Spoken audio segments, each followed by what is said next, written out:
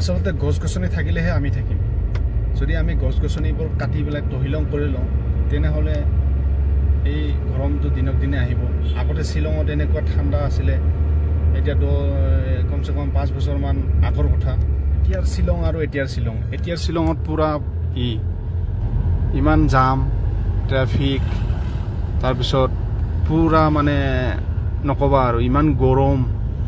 আজি এতিয়া আগতে শ্বিলঙত ইমান ঠাণ্ডা এইখিনি সময় পুৰা ঠাণ্ডা চলি থাকে বা শ্বিলঙৰ এইবিলাক ভিউ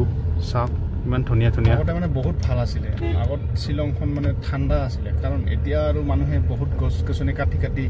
মানে নহা কৰি দিলে চাফা কৰি দিলে ইমান পাহাৰৰ ওপৰত ঘৰ বনাইছে তেতিয়াহ'লে সেইকাৰণে আগৰ শ্বিলংখন এতিয়া শ্বিলং হৈ নাই আৰু এতিয়া মানে ৰাস্তাবিলাকো ইমান বেয়া শ্বিলং চৰকাৰে কাম কৰে নে নকৰে সেইবিলাক আমি গমেই পোৱা নাই ইমান বেয়া ৰাস্তা তথাপি চাই থাকক ভিডিঅ'টো ভাল লাগিলে লাইক কমেণ্ট এণ্ড শ্বেয়াৰ কৰি দিব বাপৰে বাপ কি ৰ'দ দিছে ৰে বাপৰে নোৱাৰে থাকিব ইয়াত শ্বিলঙত অসমত থকা যেন লাগিছে চাই যাওক শ্বিলঙৰ দৃশ্য